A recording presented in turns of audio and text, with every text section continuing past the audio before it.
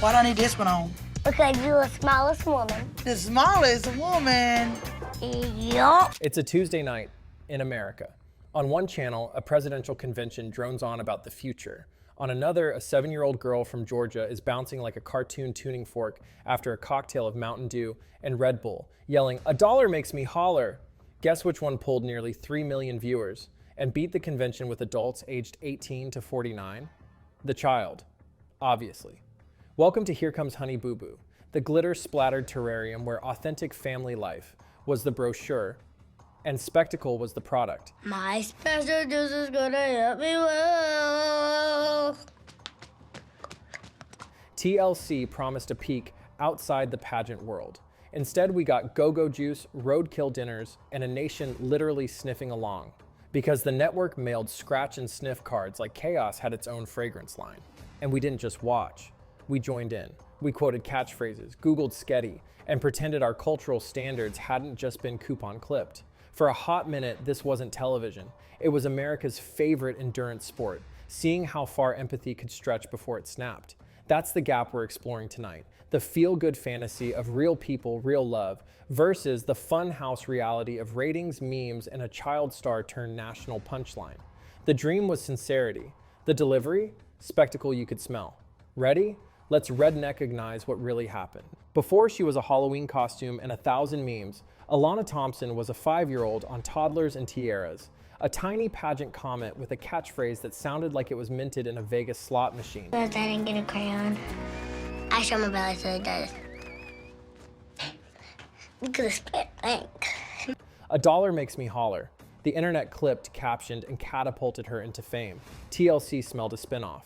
On August 8th, 2012, Here Comes Honey Boo Boo premiered, spotlighting a Georgia family so unvarnished you could see the wood grain. The cast list alone felt engineered in a lab to be unforgettable. Mama June, Sugar Bear, Pumpkin, Chubbs, and Chickadee, names landing somewhere between a dessert menu and a demolition derby roster. They lived in McIntyre, Georgia, where leisure meant mud bogging, four-wheeling, and cooking sketty, spaghetti baptized in ketchup and butter. The premise was simple, almost noble. Turn the cameras on a working-class Southern family and let them be exactly who they are. No polish, no pretense, just coupons, chaos, and a kid who could outsass a Senate hearing.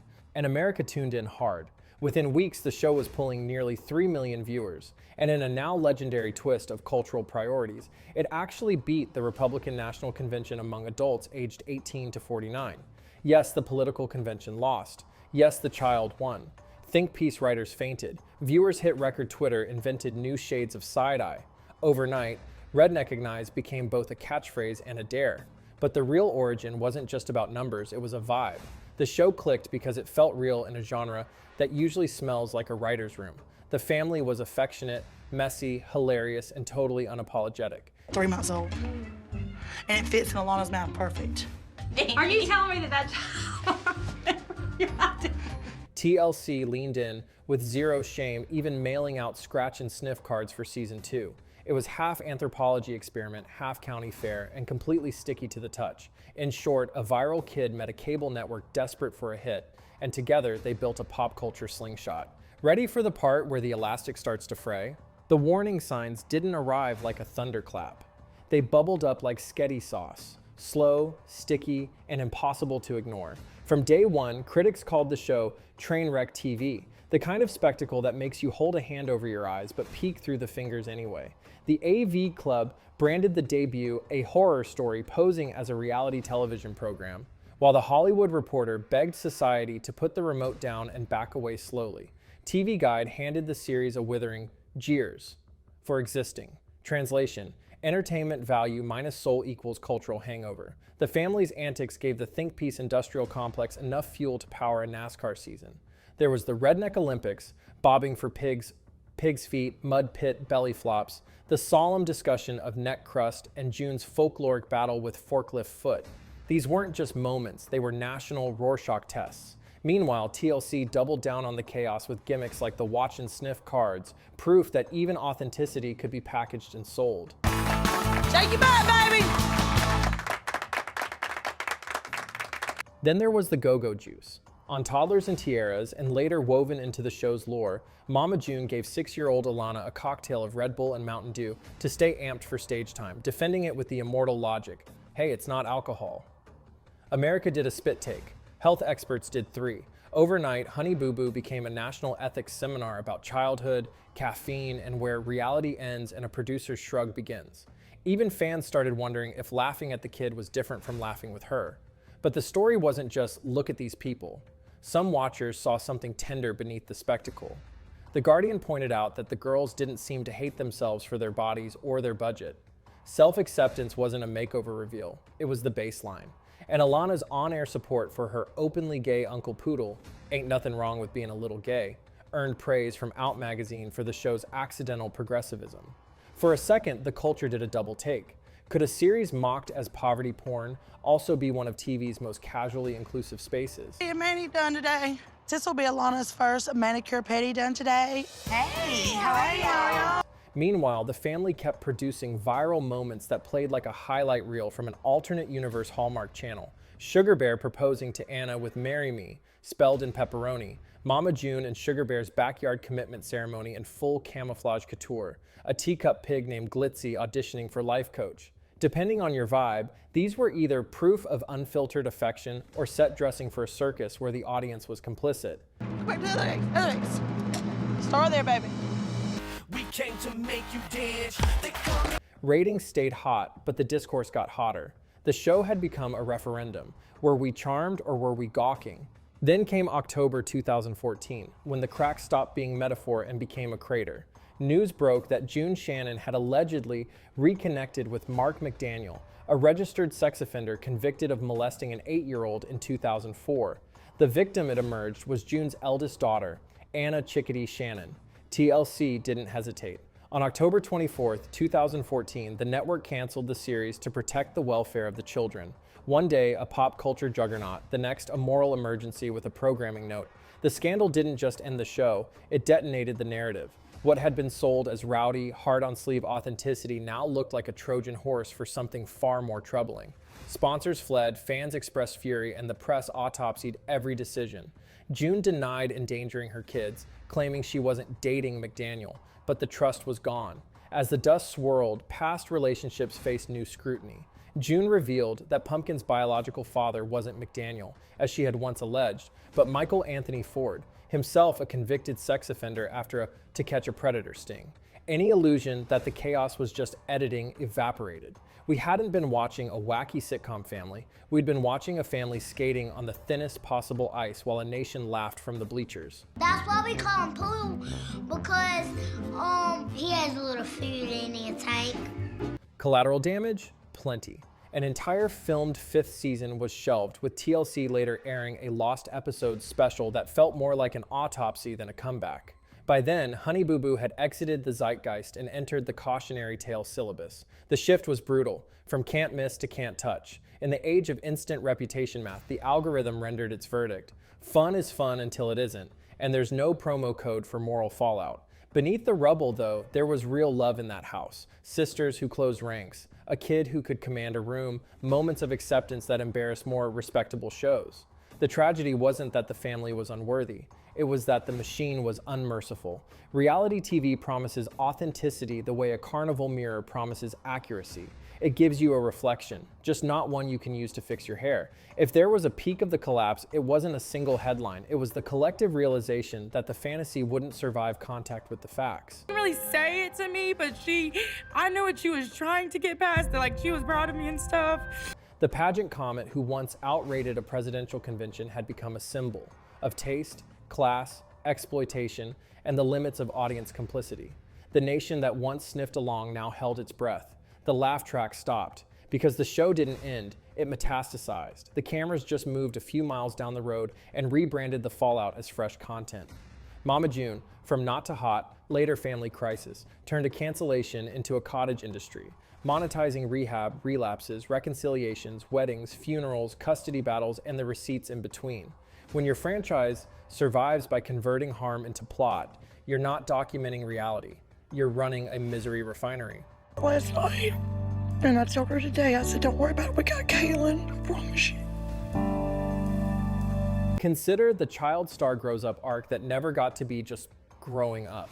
After June's 2019 arrest for crack possession and the chaos that followed, Alana didn't simply fade from view and find her footing.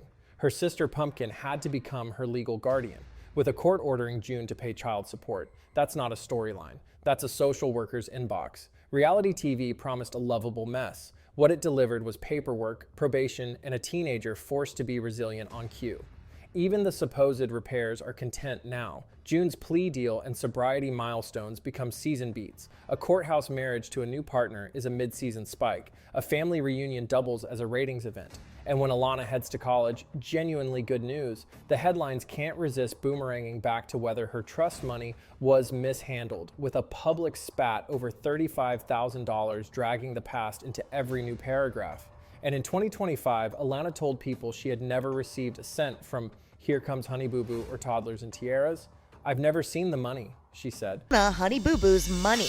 You spend that money on something that you wanted to do with it, because I didn't have no say-so where the hell that money went. Proof that even the profits were part of the illusion. The moral of the franchise isn't redemption. It's renewal, as in renewed for another season if the wounds stay fresh. Meanwhile, the culture that once chuckled at Sketty and bought scratch-and-sniff cards now pretends to be shocked that long-term consequences followed short-term clickbait. But the warning labels were printed on the box. Critics called out trainwreck TV, poverty porn, and classist gawking from the jump. The Guardian noted that the family's self-acceptance coexisted with an audience primed to point and snicker. We didn't just watch, we graded them for sport.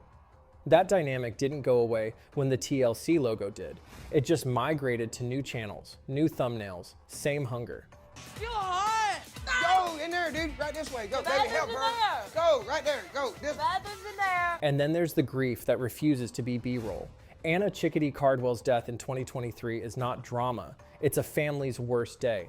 But in the reality economy, even heartbreak becomes a narrative resource. Another reunion, another confessional, another exclusive. If you ever needed proof that the system can't tell the difference between intimacy and inventory, there it is. So why is it so bad now? Because the incentives never changed, because a child's catchphrase grew into a feedback loop where every crisis is exploitable IP. Because the audience was trained to conflate authenticity with access, to believe we deserve the inside of people's lives the way we deserve 2-day shipping. And because The Fix, the 2025 Lifetime biopic, I Was Honey Boo Boo, promising the darker side of child stardom, is itself more content about the damage content causes. For a little bit. No, Mama, the couch is too hard. Let's deal with this when we talk to a nap, please. I'm exhausted. I'm going to sleep. Good night. Mama! The Ouroboros has a sponsorship deal. In short, the fantasy couldn't scale, but the machine could. What began as a joke that beat a presidential convention became a syllabus on how class, fame, and algorithms turn human messiness into an infinite scroll. We didn't just redneckignize, we industrialized. In the end, Here Comes Honey Boo Boo didn't fade, it was yanked. On October 24th, 2014, TLC canceled the show after reports that June had reconnected with Mark McDaniel, a convicted sex offender. The victim was her own daughter, Anna. Overnight, the guilty pleasure became a moral emergency. An already filmed 5th season was shelved, with a few lost episodes surfacing years later like artifacts from a shipwreck. What followed was the long, messy sequel no one ordered. June cycled through public rehab, arrests, and, eventually, sobriety in a 2023 wedding, framing the family's pain as renewable content. Custody shifted. Pumpkin became Alana's legal guardian with child support ordered from June. Then came the grief that refuses to be B-roll. Anna Chickadee Cardwell's death in December 2023 at 29. That isn't drama. That's a family learning how to stand in the quiet. And Alana? She graduated high school in 2023, chose college, and aimed for neonatal nursing, an actual future instead of an algorithm. Even her trust fund fight, the $35,000 dispute, landed back in headlines because the internet never misses a chance to turn paperwork into plot. By 2025, she told her story on her terms in I Was Honey Boo Boo, a biopic about the darker side of child stardom, closing the loop on a catchphrase that once spoke for her. Mama, chill. I don't need no more practice. Working smoothie! What the devil's going on here? After filming, Alana quietly left Georgia for Denver, hoping to build a life that didn't come with a camera crew attached, a small act of rebellion against a system that never gave her privacy, only publicity. So did the fantasy almost work?